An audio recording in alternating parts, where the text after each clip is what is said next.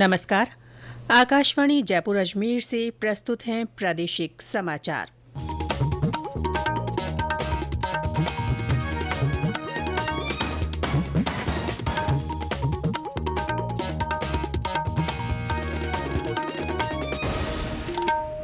मुख्य समाचार।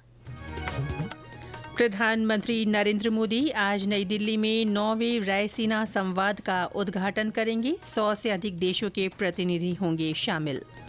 मुख्यमंत्री भजनलाल शर्मा आज बाड़मेर दौरे पर सरहदी गांवों के सरपंचों से करेंगे संवाद। विभिन्न कार्यक्रमों में होंगे शामिल।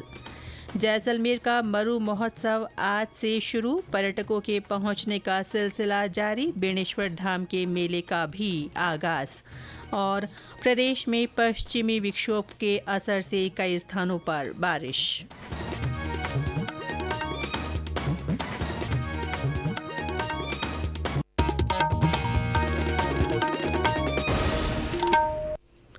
समाचारों के साथ मैं रितिका गुप्ता। और अब समाचार विस्तार से। प्रधानमंत्री नरेंद्र मोदी आज नई दिल्ली में 9वें रायसीना संवाद का उद्घाटन करेंगे। यूनान के प्रधानमंत्री किरियाकोस मित्सोताकिस मुख्य अतिथि के रूप में शामिल होंगे और मुख्य भाषण देंगे। 3 दिन के रायसीना संवाद में मंत्रियों, पूर्व राष्ट्राध्यक्षों और शासनाध्यक्षों, सैन्य कमांडरों, उद्योगपतियों, प्रौद्योगिकीविदों, शिक्षाविदों, पत्रकारों और रणनीतिक कार्यों के विद्वानों सहित 100 से अधिक देशों के प्रतिनिधि शामिल होंगे। प्रतिभागी देशों के विदेश मंत्री संवाद के लिए दिल्ली पहुंच रहे हैं। इनमें भूटान, लिथुआनिया और एस्टोनिया के विदेश मंत्री भी शामिल हैं। विभिन्न मांगों को लेकर दिल्ली सीमा पर आंदोलन कर रहे किसानों और सरकार के बीच समझौते की कोशिश लगातार जारी है। सरकार की ओर से हाल ही में पेश प्रस्ताव को किसान संगठन द्वारा खारिज किए जाने पर केंद्रीय कृषि मंत्री अर्जुन मुंडा ने शांतिपूर्ण समाधान खोजने की आवश्यकता पर जोर दिया है।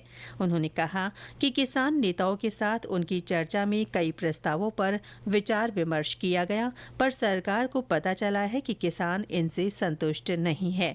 उन्होंने कहा कि इस मुद्दे पर चर्चा जारी रखते हुए शांतिपूर्ण तरीके से इसका हल निकाला जाना चाहिए। सरकार के माध्यम से हमने कोशिश किया कि लगातार वार्ता को जारी रखते हुए हम आगे बढ़ाएं और कुछ प्रस्ताव पर बातचीत हुई, प्रस्ताव से वो सहमत नहीं है। ये वार्ता, ये संवाद हमारा जारी रहना चाहिए और शांतिपूर्ण ढंग से हमें इसका समाधान ढूंढना चाहिए। मैं अपील करूंगा सभी संगठनों से, हम लगातार सरकार के माध्यम से चिंता कर रहे हैं कि इस देश के अन्नदाता किसान के लिए बेहतर से बेहतर कैसे हो सके। लगातार ये कोशिश करना चाहिए कि हमारा संवाद बना रहे। मुख्यमंत्री भजनलाल शर्मा आज बाड़मेर में विभिन्न कार्यक्रमों में शामिल होंगे। मुख्यमंत्री गुढ़ामालानी के आलमजी मंदिर की प्राण प्रतिष्ठा कार्यक्रम में भाग लेंगे और सेडवा के चालकनेची माता मंदिर में धार्मिक अनुष्ठान में भी शामिल होंगे। श्री शर्मा का दोपहर बाद सरहदी गांवों के सरपंचों से संवाद का भी कार्यक्रम है। प्रदेश में दिव्यांग विद्यार्थियों और विशेष योग्यजन को मुख्यमंत्री दिव्यांग स्कूटी योजना के तहत आज निःशुल्क स्कूटी वितरण किया जाएगा। जयपुर के राजकीय सावित्रीबाई फुले छात्रावास में आयोजित समारोह में उप मुख्यमंत्री दिया कुमारी पात्र लोगों को स्कूटी की चाबी सौंपेंगी। कार्यक्रम में सामाजिक न्याय और अधिकारिता मंत्री अविनाश गहलोत भी मौजूद रहेंगे। वहीं जयपुर में कल होने वाले राज्य स्तरीय दिव्यांगजन पुरस्कार समारोह को लेकर विशेष योग्यजन आयुक्त ने बैठक ली। उप मुख्यमंत्री डॉक्टर प्रेमचंद बैरवा के मुख्य आतिथ्य में होने वाले कार्यक्रम में 23 व्यक्तियों और संस्थाओं को सम्मानित किया जाएगा। केंद्रीय सामाजिक न्याय और अधिकारिता मंत्री डॉक्टर वीरेंद्र कुमार आज नई दिल्ली में कई नई अत्याधुनिक दिव्यांग पुनर्विकास सुविधाओं का उद्घाटन करेंगे। मंत्रालय ने बताया कि ये पहल दिव्यांग व्यक्तियों के लिए समावेशिता और सशक्तिकरण को बढ़ावा देने के लिए सरकार की अटूट प्रतिबद्धता को रेखांकित करती है। ये समाचार आकाशवाणी जयपुर अजमेर से प्रसारित किए जा रहे हैं। राजस्थान लोक सेवा आयोग ने सीधी भर्ती परीक्षाओं के आयोजन के लिए विभिन्न सुधारात्मक निर्णय लिए हैं। आयोग के सचिव ने बताया कि आवेदन से चयन तक की प्रक्रिया को गुणवत्तापूर्ण और त्वरित करने के प्रयास किए जा रहे हैं। सचिव ने कहा कि अभ्यर्थियों द्वारा ऑनलाइन आवेदन के समय सही सूचनाएं नहीं दिए जाने पर उनके खिलाफ धारा 182 के तहत कार्रवाई की जाएगी। दोषी अभ्यर्थियों को 1 साल तक के लिए भर्ती परीक्षाओं से बाहर रखा जाएगा। परीक्षाओं को निष्पक्ष रखने के लिए ऑनलाइन आवेदन पत्र में सामान्य प्रविष्टियों के अलावा शैक्षणिक योग्यता और अनुभव की पुष्टि के लिए अभ्यर्थी के पंजीकृत मोबाइल नंबर पर ओटीपी भेजा जाएगा और इसकी पुष्टि के बाद ही आगे की प्रक्रिया पूरी हो सकेगी। सचिव ने बताया कि आवेदन की पुष्टि होने पर एप्लीकेशन नंबर जारी होंगे। इसके बाद ही आवेदन पत्र को प्राप्त माना जाएगा। नए निर्णय हाल ही में जारी पुस्तकालय अध्यक्ष ग्रेड द्वितीय प्रतियोगी परीक्षा 2024 से लागू होंगे। अंतर्राष्ट्रीय स्तर पर विशेष पहचान बना चुका जैसलमेर का मरु महोत्सव आज से शुरू हो रहा है।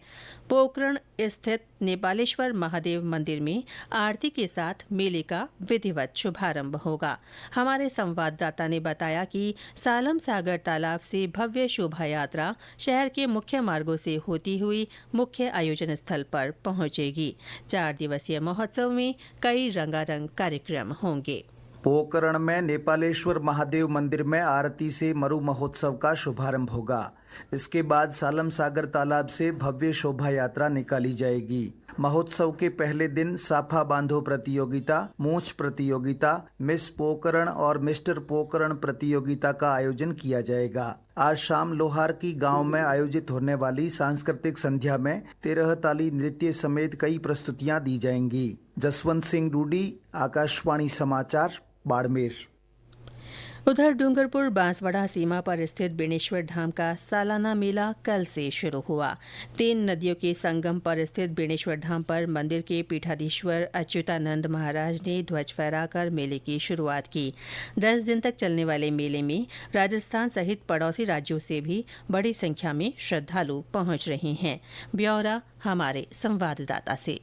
सोम, माही और जाखम नदियों के त्रिवेणी संगम बेणेश्वर धाम पर माघ शुक्ल एकादशी से मेले की शुरुआत हुई। श्रद्धालुओं ने राधा कृष्ण मंदिर, शिव मंदिर, ब्रह्मा जी मंदिर, वाल्मीकि मंदिरों में दर्शन किए। 10 दिनों तक चलने वाले इस बेणेश्वर मेले के तहत माघ शुक्ल पूर्णिमा के दिन मुख्य मेला भरेगा। इस दिन राजस्थान समेत गुजरात, महाराष्ट्र, मध्य प्रदेश और देश भर से कई श्रद्धालु और मां भक्त पहुंचेंगे। संत अच्युतानंद महाराज और निष्कलंक अवतार की पालकी यात्रा मुख्य आकर्षण का केंद्र रहेगी। महंत अच्युतानंद महाराज की पालकी यात्रा साबला हरि मंदिर से शुरू होगी और गाजे बाजे के साथ बेणेश्वर धाम पहुंचेगी। इस दौरान आबुदर्रा घाट पर शाही स्नान मुख्य आकर्षण का केंद्र रहेगा। वहीं मंदिरों में देव दर्शन के बाद लोग मेला परिसर में लगी दुकानों का जमकर खरीदारी करेंगे। चिंतन जोशी, आकाशवाणी समाचार, डूंगरपुर।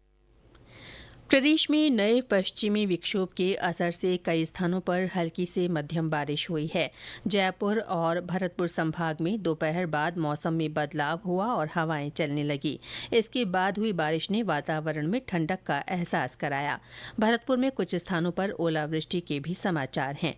कोटा में आज तड़के आधा घंटे तक तेज बारिश हुई, जिससे सड़कों पर पानी भर गया। भीलवाड़ा में देर रात तेज बारिश के बाद तापमान में गिरावट आई। वहां इस बारिश से जीरे की फसल में नुकसान की आशंका है। बारां, सिरोही, सवाईमाधोपुर, हनुमानगढ़ और श्रीगंगानगर में भी मौसम में आई बदलाव के बाद बारिश हुई। इस बीच चूरू, हनुमानगढ़ और आसपास के इलाकों में आज कोहरा छाया रहा। मौसम विभाग के अनुसार आज सवाईमाधोपुर, करौली, बारां, अलवर, टोंक, अजमेर और आसपास के क्षेत्रों में हल्की बारिश की संभावना है। प्रधानमंत्री नरेंद्र मोदी इस महीने की 25 तारीख को आकाशवाणी के मन की बात कार्यक्रम में अपने विचार साझा करेंगे। कार्यक्रम के लिए लोग अपने विचार और सुझाव माय.गॉव पोर्टल और टोल फ्री नंबर 1800-117800 पर साझा कर सकते हैं। और अंत में मुख्य समाचार एक बार फिर। प्रधानमंत्री नरेंद्र मोदी आज नई दिल्ली में 9वें रायसीना संवाद का उद्घाटन करेंगे। आयोजन में 100 से अधिक देशों के प्रतिनिधि शामिल होंगे। मुख्यमंत्री भजनलाल शर्मा आज बाड़मेर दौरे पर रहेंगे। वे सरहदी गांवों के सरपंचों से संवाद करेंगे और विभिन्न कार्यक्रमों में शामिल होंगे। जैसलमेर का मरु महोत्सव आज से शुरू हो रहा है। महोत्सव में बड़ी संख्या में देशी विदेशी पर्यटक पहुंच रहे हैं। बेणेश्वर धाम के मेले का भी कल से आगाज हुआ और प्रदेश में पश्चिमी विक्षोभ के असर से कई स्थानों पर बारिश हुई है। इसके साथ ही प्रादेशिक समाचार बुलेटिन समाप्त हुआ। नमस्कार।